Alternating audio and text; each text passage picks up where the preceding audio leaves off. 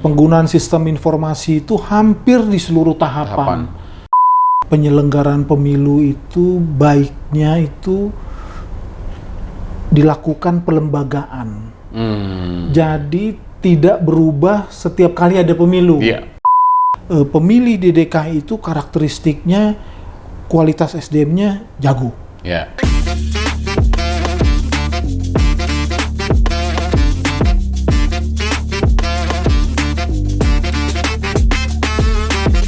Assalamualaikum warahmatullahi wabarakatuh. Hai teman pemilih, gimana kabarnya nih? Semoga selalu sehat ya. Di luar cuaca hujan seharian. Mudah-mudahan ini tidak mengganggu aktivitas teman pemilih di luar sana. Bersama saya Fikri, selamat datang di Ngulik, ngobrol untuk pemilu asik, podcast KPU Provinsi Daerah Khusus Jakarta, tempat ngobrol santai seputar demokrasi, pemilu, dan cerita seru di balik layar pelaksanaan pemilu.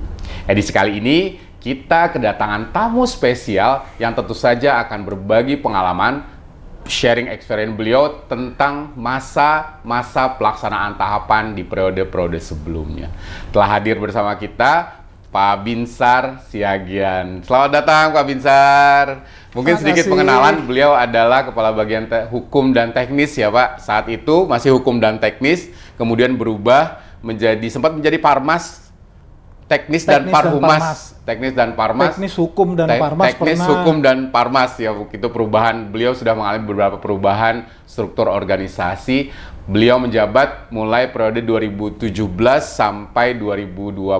Alhamdulillah mengakhiri masa tugas beliau purna bakti dengan, kalau boleh dibilang bahasanya husnul khotimah ya Pak, dengan damai, dengan tentram, insya Allah sejahtera ya Pak. Tidak ada temuan BPK. Tidak ada temuan. Gimana kabarnya Pak? Sehat Pak? Sehat. Terima kasih sudah diundang ke podcast ini. Saya senang sekali ya bisa kembali lagi ke kantor lama. Iya, kantor lama ya. Dan senang melihat teman-teman juga ceria. Ya. Dan tetap beraktivitas. Selamat dengan kesibukan yang luar biasa ya Pak. Betul. Mungkin boleh diceritakan sedikit Pak, di masa periode 2017 sampai 2025, pada saat Bapak menjabat tentu saja banyak sekali dinamika dan perubahan-perubahan, terutama mungkin dari sisi perangkat peraturan. Tapi mungkin kita bicara tidak langsung masuk ke soal perangkat aturan. Mungkin dari sisi pelaksanaan pemilunya sendiri Pak, apa yang berubah Pak dari periode ke periode Pak? Ya. Jadi kalau kita lihat ya dari pemilu ke pemilu itu, kalau Pak Ramlan Surbakti dulu wakil ketua KPU RI, Profesor Doktor Ilmu Politik di Unair ya, Erlangga. Beliau menjelaskan sebetulnya penyelenggaraan pemilu itu baiknya itu dilakukan pelembagaan. Jadi tidak berubah setiap kali ada pemilu. Nah, karena kalau dilakukan pelembagaan yang baik, pemilih itu ingat terus bagaimana cara memberikan suara. Kalau teman-teman pemirsa mungkin tahu pada suatu ketika kita pernah mencontreng. Oh iya, betul. Tahun 2000. Itu sulitnya setengah mati itu. Bagaimana mensosialisasikan dari mencoblos ke mencontreng. Nggak lama balik lagi ke mencoblos. Nah, gitu. Jadi hal-hal seperti itu sebetulnya sebisa mungkin tidak dilakukan. Jadi jangan setiap kali pemilu undang-undang diubah gitu kan, sistem pemilu diubah kan begitu. Nah, untuk sistem pemilu misalnya sudah ada wacana-wacana ingin berubah ke sistem proporsional tertutup. Dari yang terbuka sekarang, terbuka pemilih bisa menentukan pilihan siapa calon anggota legislatif yang diinginkan, menjadi sekarang hanya nyoblos logo partai, nanti partai yang menentukan. Nah, ini kan Ada aspek baik buruk, tapi ya kalau itu diubah-ubah terus nanti yang kasihan itu pemilih. Ya. Jadi kalau di DKI Jakarta itu kan sebetulnya sebagai ibu kota negara, pemilih di DKI itu karakteristiknya kualitas SDM-nya jago, ya kan, kritis, informasi, dia tangan pertama, cepat gitu. Tapi kok hasil pemilu memperlihatkan anomali, yaitu tingkat suara tidak sah tinggi. Nah, gitu.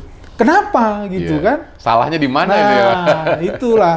Itu antara lain pasti disumbang oleh pergantian sistem peraturan dan mungkin juga sosialisasi yang kurang masif gitu. Sebenarnya itu kan dampaknya terhadap sisi pemilih ya Pak. Mungkin dari si peserta pemilu sendiri gimana Pak kalau menurut Bapak Pak? Ada berdampak nggak Pak terhadap perubahan-perubahan yang terjadi? Iya, kalau peserta pemilu kan dia tujuan utamanya kan bagaimana bisa menjadi peserta pemilu tetap diakui sebagai peserta pemilu di pemilu yang berikut.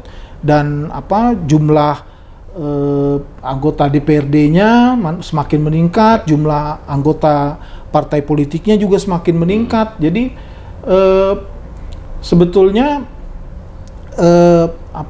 perubahan-perubahan itu kalau saya sederhanakan sebetulnya itu sumbernya ya mereka itu. Mereka itu yang melakukan istilah kerennya sih electoral engineering, rekayasa pemilu, ya gitu. Nah, apakah ini hanya menguntungkan partai atau pemilih juga, demokrasi diuntungkan juga. Ya ini kita belum melihat gitu. Iya. Risetnya juga belum pernah dilakukan ya Pak. Betul. Jadi itu yang mengemuka gitu. Tapi bicara soal perubahan nih Pak, kalau menurut Pak Binsar nih kira-kira perubahan paling besar dari pemilu ke pemilu itu dari sisi apanya Pak? Apakah dari sisi pemilihnya atau mungkin dari sisi kesadaran, awareness, tapi justru mungkin partisipasinya juga berpengaruh. Nah ini seperti apa Pak? Iya, jadi kalau perubahan yang nyata itu adalah di tingkat teknis. Di tingkat teknis itu berarti levelnya adalah peraturan KPU.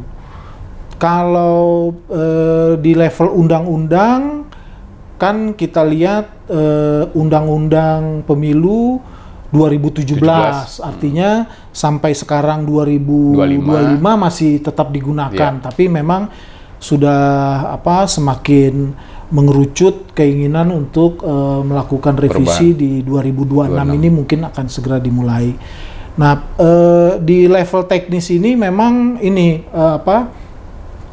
saya lihat peningkatan kualitas yang agak lumayan terjadi itu adalah di penggunaan sistem informasi. Penggunaan sistem informasi itu hampir di seluruh tahapan.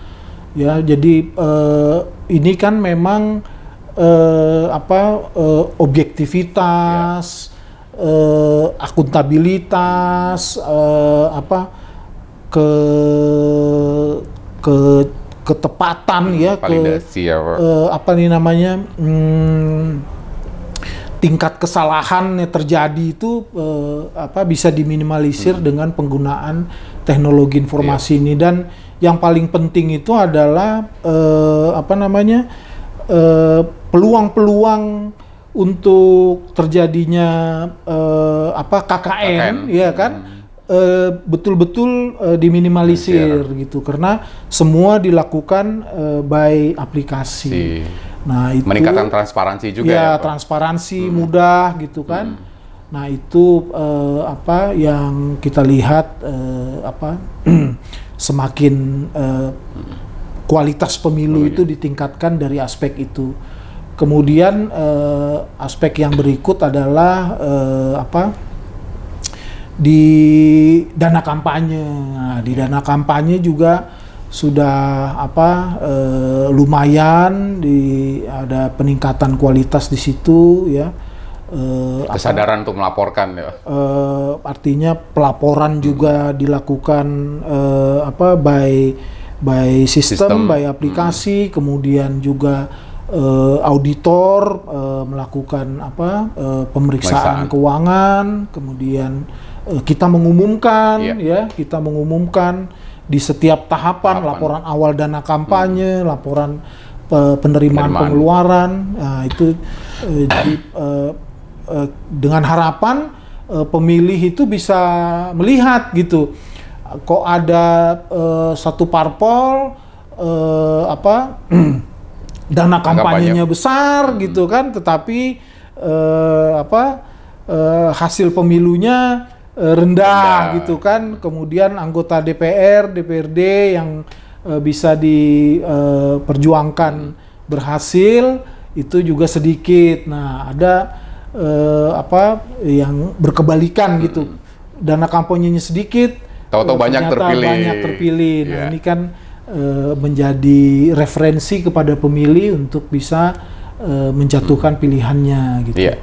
Tapi itu dari sisi sistem dan pemilih ya, Pak. Mungkin dengan perubahan tadi Pak Binsar kan sudah pengalaman dari 2017 sampai 25. Artinya kan pasti dari sisi penyelenggara pun kan harus adaptif, Pak. Nah, kira-kira perubahan ini Pak Binsar melihatnya seperti apa, Pak, terhadap penyelenggara pemilu sendiri, Pak? Apakah itu akan menghambat pekerjaan atau justru mungkin mereka harus berkejaran dengan adaptasi teknologi yang mereka harus bisa gunakan dalam proses tahapan itu sendiri, Pak? Iya, jadi penyelenggara pemilu itu kan diharapkan non partisan ya, independen, netral gitu. Nah, ini sebetulnya sih tidak harus kaku. Tidak harus kaku.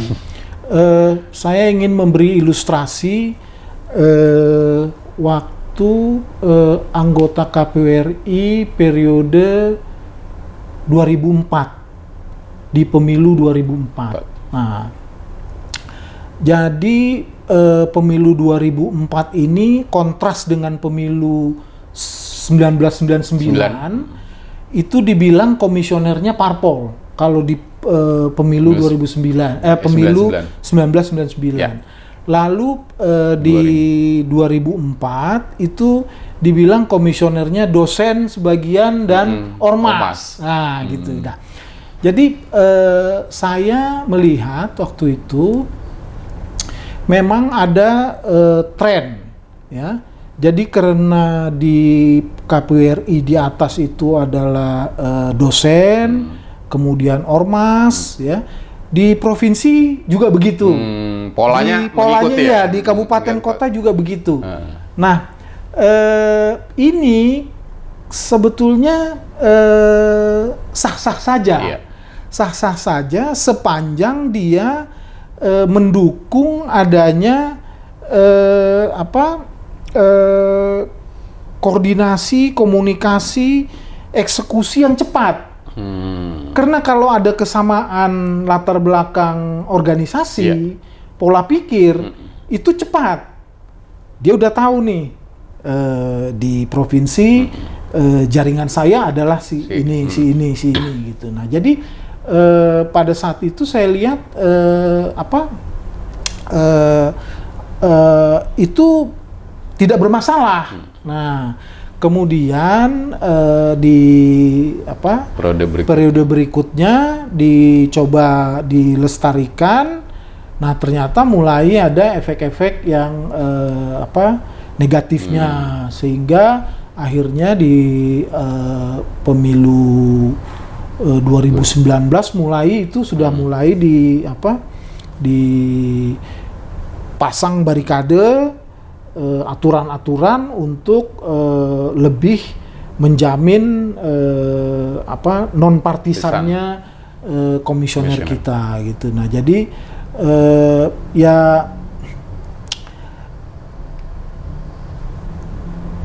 regulasinya seperti itu ideal, tapi ya kita lihat implementasinya masih terseok-seok dan sebetulnya bukan di situ inti permasalahannya gitu. Jadi inti permasalahannya itu adalah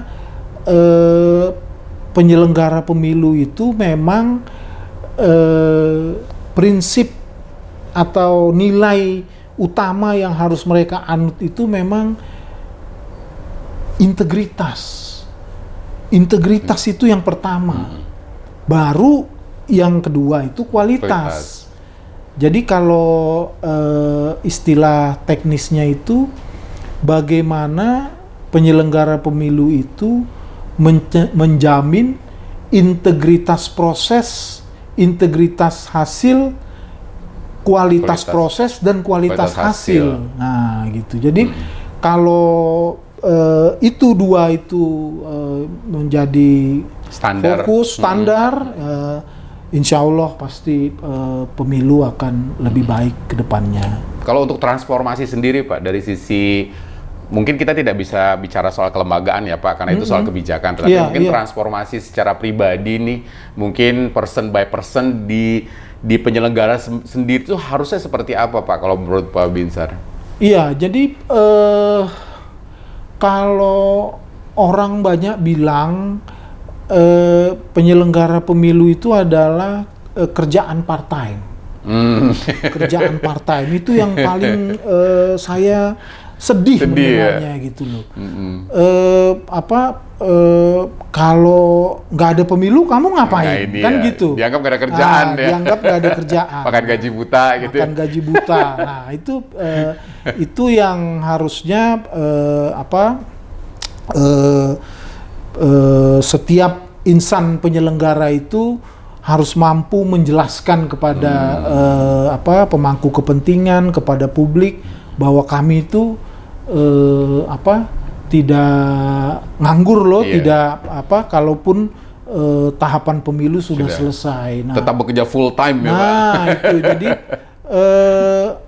apa yang bisa dikerjakan kan begitu. Betul. Nah seperti Pak Ketua tadi bilang dan secara teoritis itu memang sudah diakui universal bahwa ada 3 tahapan siklus pemilu ini kan, pre-election, election period dan post-election. Nah di post-election ini ternyata kita pikir sedikit yang dikerjakan, kegiatan-kegiatan program kerja, ternyata enggak gitu loh. Karena di post-election itulah saatnya kita melakukan evaluasi, penyempurnaan baik dari regulasi maupun dari kapasitas penyelenggara, kemudian kita melakukan pengembangan sistem ya, kemudian juga pemutakhiran data pemilih kita juga harus lakukan. Nah kecil-kecilan dari hasil saya magang di kantor KPU Australia ya 3 bulan itu ternyata di sana itu bagaimana mereka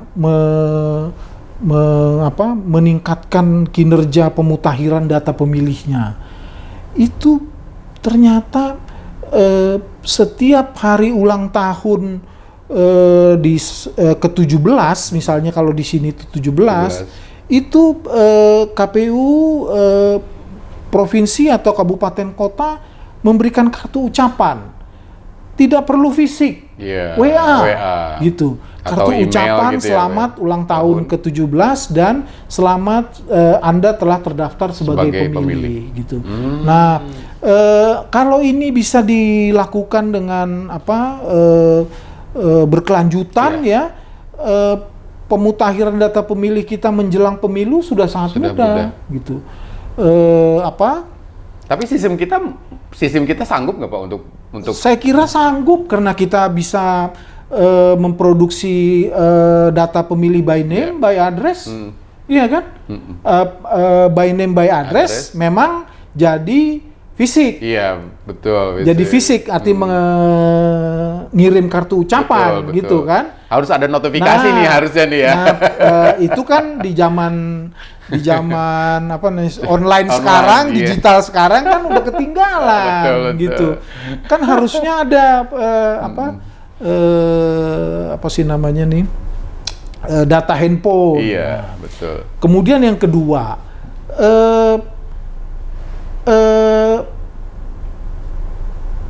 KPU sebetulnya bisa mendapatkan tugas lain, ya, agar tidak terlalu gabut di tahap di masa non tahapan. Ya, siap. Yaitu apa?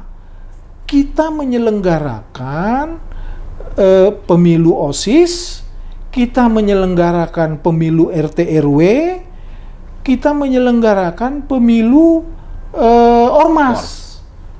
Gitu loh. Sewaktu saya magang di Australia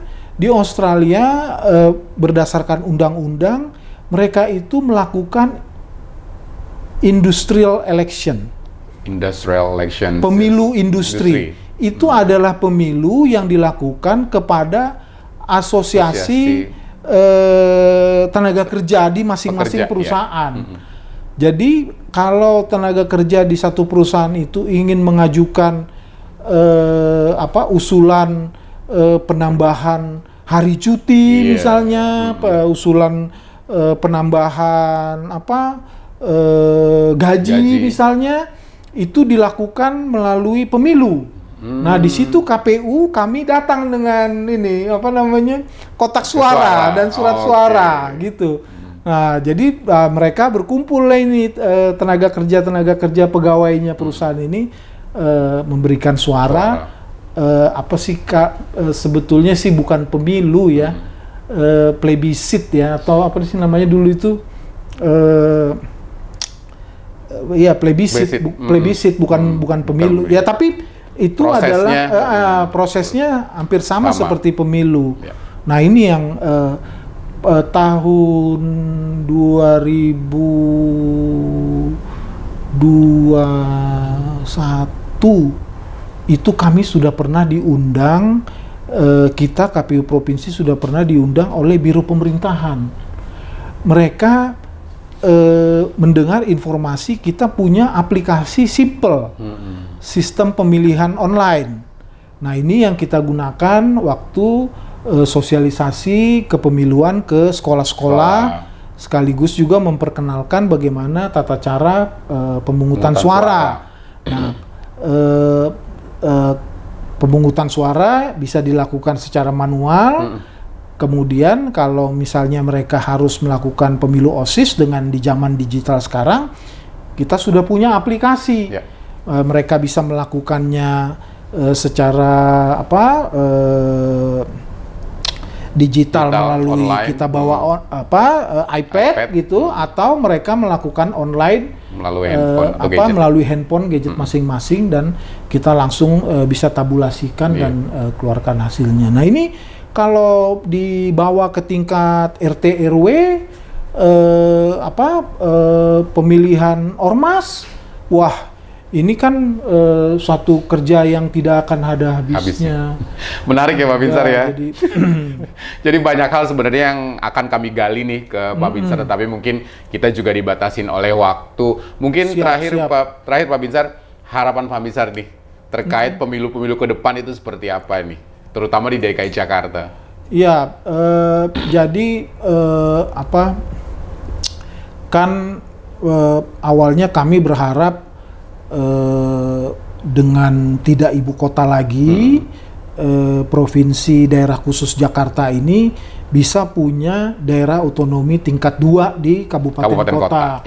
Artinya punya wali kota, bupati sendiri, punya DPRD. Nah, tapi ini ternyata belum berhasil, ya kan?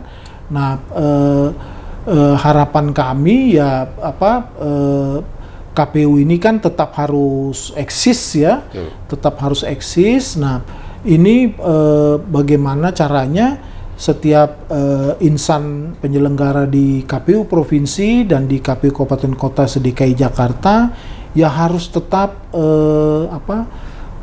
meningkatkan kualitas kapasitas mereka gitu.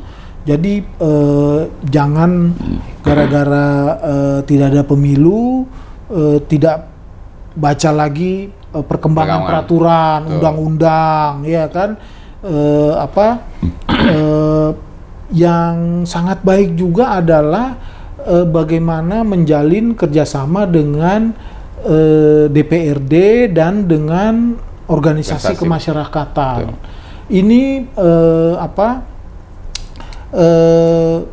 kita bisa melakukan kerja-kerja untuk meningkatkan partisipasi pemilih, bisa meningkatkan pemahaman mengenai kepemiluan, dan yang tadi itu tingkat suara tidak sah itu kita bisa tekan melalui kerjasama dengan organisasi kemasyarakatan dan DPRD. Jadi kalau DPRD atau Pemda belum bisa memberikan hibah ke KPU, mungkin ya bisa difasilitasi dengan cara-cara seperti kita kemarin melakukan fokus group discussion gitu, dan misalnya kemudian kalau mereka anggota-anggota DPRD atau DPR RI di Dapil DKI Jakarta ini yang melakukan kunjungan ke